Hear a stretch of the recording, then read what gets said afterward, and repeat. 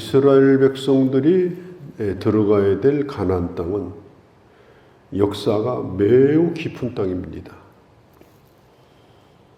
오랜 문화가 있고 또 오랜 종교적인 관습이 있습니다. 또 그 땅은 농사를 짓는 땅이기 때문에 철마다 때마다 그들의 신에게 농사 잘 되기를 빕니다. 곡식을 심을 때도 빌고 거둘 때도 빌고. 왜냐하면 농사라고 하는 것은 하늘에 의지해서 짓는 거예요. 그래서 비가 안 오면 하늘만 바라보죠. 가물어도 하늘 바라보고, 너무 비가 많이 와도 하늘 바라보고. 그렇게 하다 보니까 이 농경사에는 우상이 많습니다.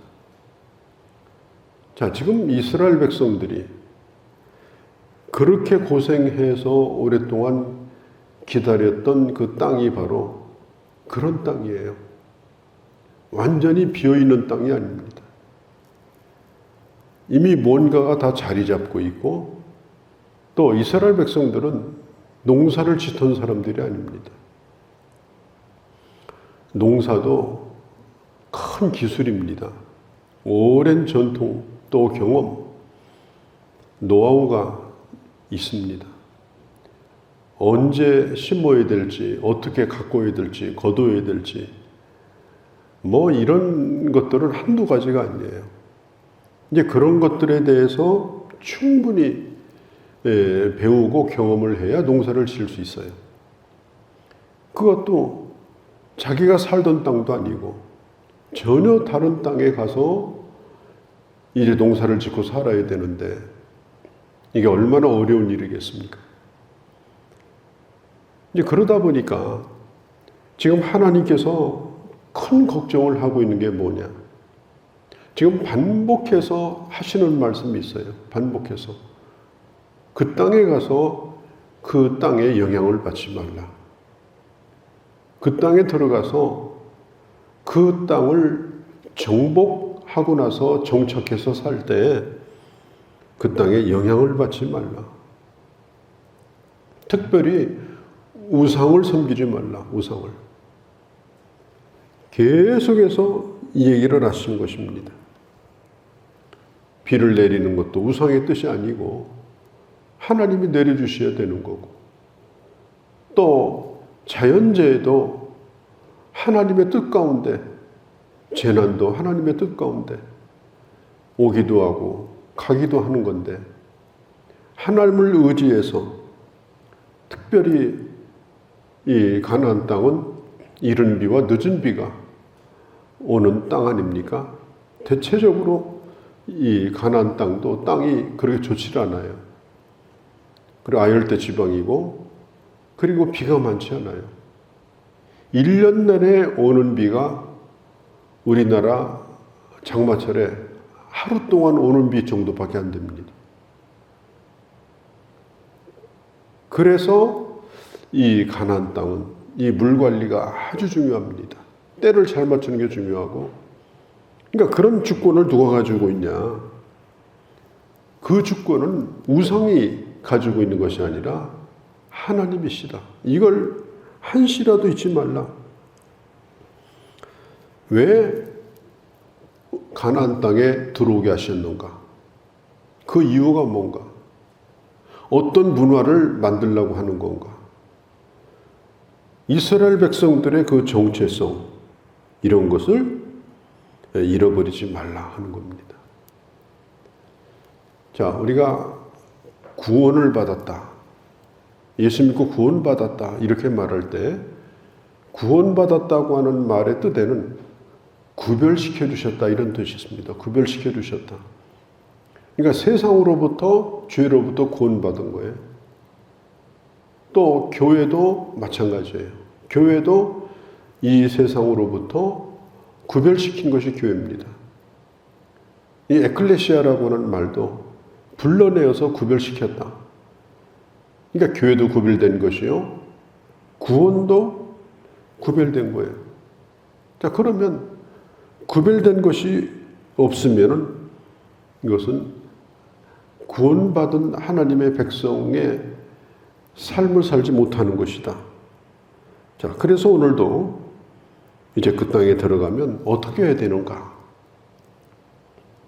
1절에 보면요, 무려 7족속의 이름이 나옵니다. 7족속.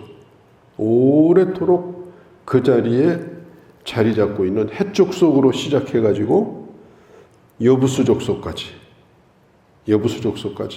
너보다 힘센 족속을 쫓아낼 때, 자, 이 말이 무슨 뜻이에요? 너보다 힘이 세다. 그리고 7절에도 네가 다른 민족보다 강하거나 수요가 많아서 가나안 땅에 들어가는 게 아니다. 하나님의 은혜로, 하나님이 주시는 은혜로 그 땅에 들어갈 것이다. 그걸 잊지 말라. 그 땅에는 이미 주인이 다 있다. 그걸 지금 강조하고 있습니다. 자, 그러면 앞으로 이제 전쟁을 치를 터인데 그것을 치게 할 때에 하나님께서 이제 이스라엘 백성들을 데리고 그 땅을 이제 치실 때에 2절에 내게 넘겨 내게 치게 하시리니 이렇게 말하죠. 자, 그럴 때에 잊지 말 게 있다는 겁니다. 자, 그것이 뭐냐면은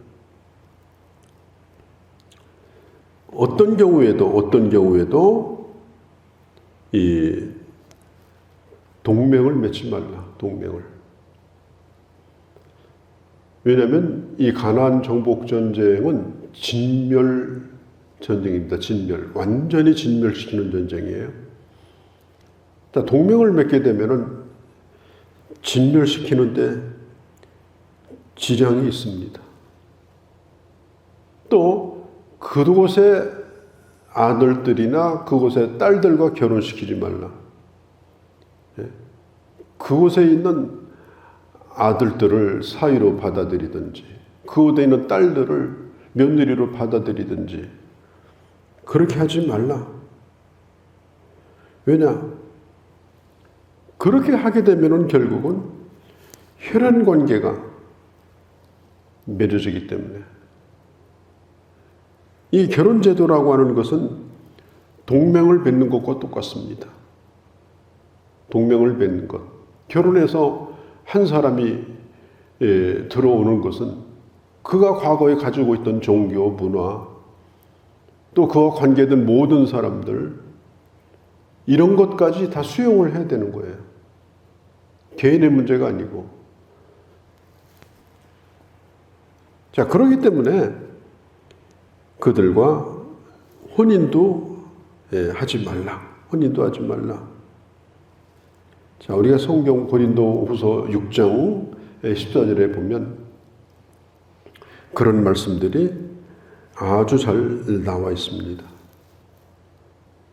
왜냐하면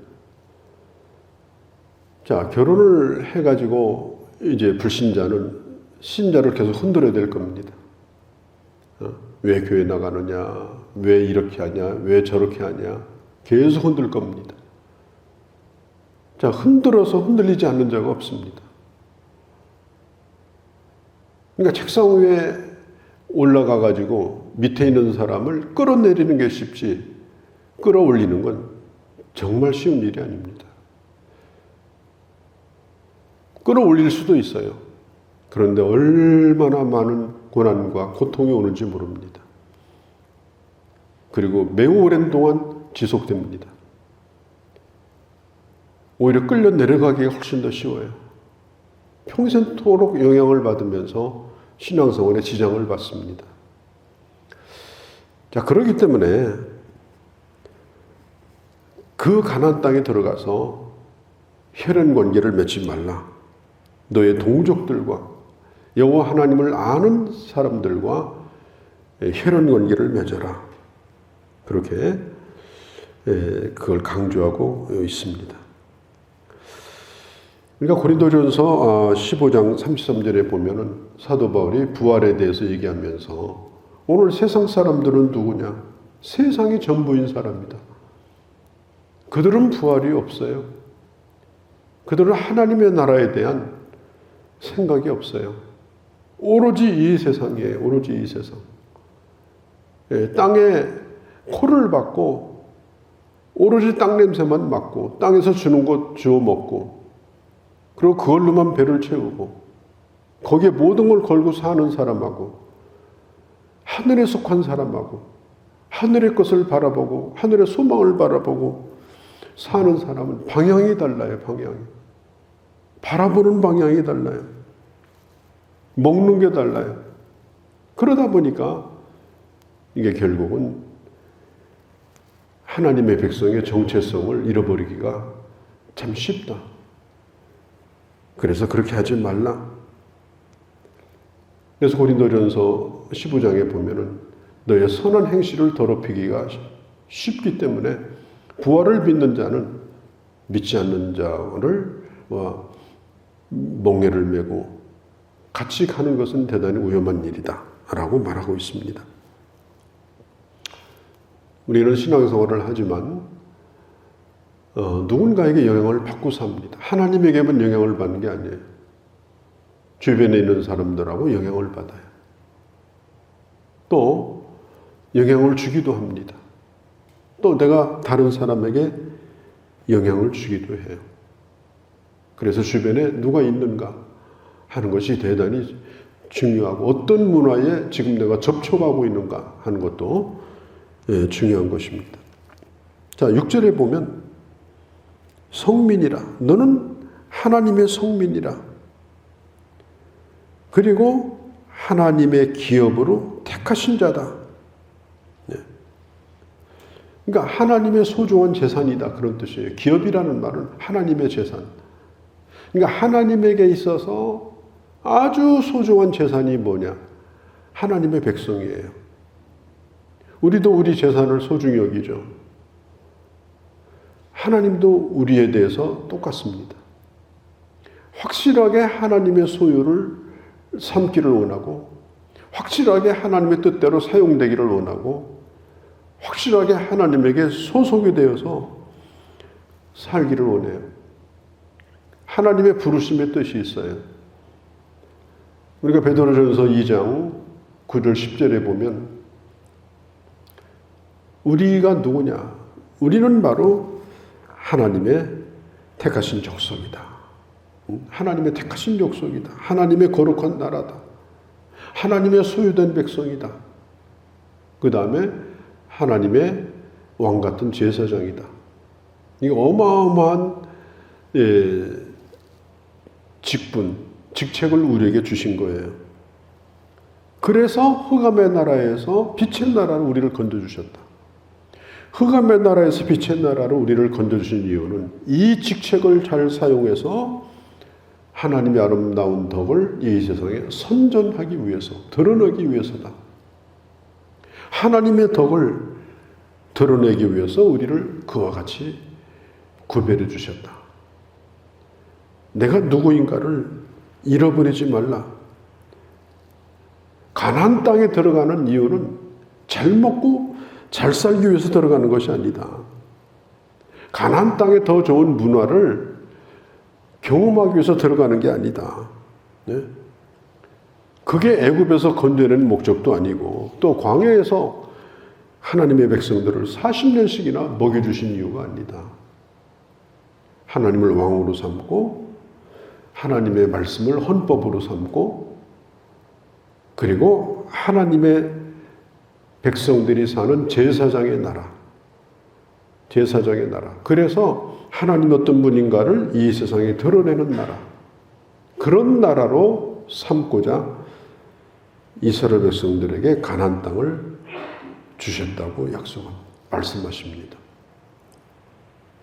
그러면서 7절에 주님이 다시 한번 강조합니다. 내가 너희를 택한 것은 다른 민족보다 땅이 커서도 아니고 수가 많아서도 아니고 오히려 너희는 부족한 게 많다. 자, 우리가요 참 이렇게 신앙생활을 오래 이렇게 하다 보면 나도 모르는 사이에 잘못된 생각이 자리를 잡게 되어져요. 그것이 뭐냐면 내가 아주 괜찮은 사람이다. 내가 잘난 사람이다. 이제 그런 생각을 갖게 됩니다. 하나님의 은혜를 잃어버려요. 하나님의 은혜를. 하나님이 세우신 목적을 잃어버려요. 내가 얼마나 작은 숫자이고 연약한 자이고 그것을 잃어버려요. 내가 어느 때에 부름을 받았고 내가 누구였고 어떤 은혜로 여기까지 왔고 또 나를 세우신 그 하나님의 목적이 뭔가 이걸 잃어버리시면 안 돼요. 그 순간 하나님의 은혜는 다 말라붙어 버려요. 없어요. 뼈만 남아요. 인간 내 생각만 남아요. 그렇기 때문에 오늘 우리는 7절 네가 하나님의 택함을 받고 네가 하나님의 나라를 이렇게 가나안 땅으로 받은 것은 수요가 많기 때문이 아니다. 너는 모든 민족 가운데 적은 민족이다. 그걸 잊지 말라. 11절에도 보면 그런즉 오늘날 내가 네게 명하는 규례와 명령, 법도 이것을 지켜서 행하라. 이게 결론이에요. 그렇게 생각하면 신실하신 하나님께서 9절에 하나님이 무한하게 나라를 축복해 줄 거다. 너 개인을 축복해 줄 거다. 그렇게 약속을 하고 계십니다. 우리는 우리 자신이 왜 애굽 땅에서 건짐을 받았나? 하나님이 왜 만나를 먹여주셨나? 하나님이 왜 안 되는 전쟁을 되게 하셔가지고 이기게 하시는가? 하나님은 왜 이미 문화가 존재하고 있는 우상이 많은 이 땅에 왜 우리를 두셨는가? 또 내가 앞으로 해야 될 일이 뭔가? 하나님의 목적이 뭔가? 이런 것에 대해서 우리는 끊임없이 질문을 던지고 그리고 나는 그 길로 지금 가고 있는가? 나는 그런 자로 지금 살고 있는가? 베드로전서 2장에 있는 말씀처럼 하나님의 덕, 하나님의 아름다움 그것을 제사장의 나라로서 우리 한 개인이 제사장의 나라가 아닙니까? 이 세상에 나는 지금 드러내고 살고 있는가? 아니면 아직도 흑암 속에 묻혀 있지 않는가? 오늘 우리가 스스로 질문을 던지면서 주님의 부르심에 합당한 하나님의 사람들로 살아가는 특별히 이렇게 어려운 때 또 어둠이 이 땅을 덮고 있는 이때에 그야말로 우리를 만나는 사람, 보는 사람들이 빛을 보게 되고 사는 길을 찾게 되고 사는 목적을 알게 되고 가야 될 길을 분명히 보게 되고 앞길이 환하게 열려지는 그런 역할을 능히 감당할 수 있는 그런 주님의 사람들이 되어주시기를 바랍니다. 거룩하신 우리 아버지 하나님, 가나안 땅의 전쟁에서 그 어떤 것도 살려두지 말라. 그 누구와도 혈연 관계를 맺어 언약을 맺거나 동맹을 맺지 말라. 너는 성민이라. 너는 택하심을 받은 자라. 그리고 오직 하나님께서 주신 말씀을 따라 살면 그 땅에서 천대에 이르도록 떠나지 아니하고 누리는 축복을 베풀어 주겠다고 약속을 하셨습니다. 아버지, 갈수록 살기가 어려워지는 이 땅 가운데 하나님의 사람됨을 한순간도 잃어버리지 않게 하시고 내가 누구인가를 알 뿐 아니라 그런 사람으로 이 땅 가운데 살아가는 저희가 되게 하여 주시옵소서. 우리 주 예수님의 이름으로 기도하옵나이다. 아멘.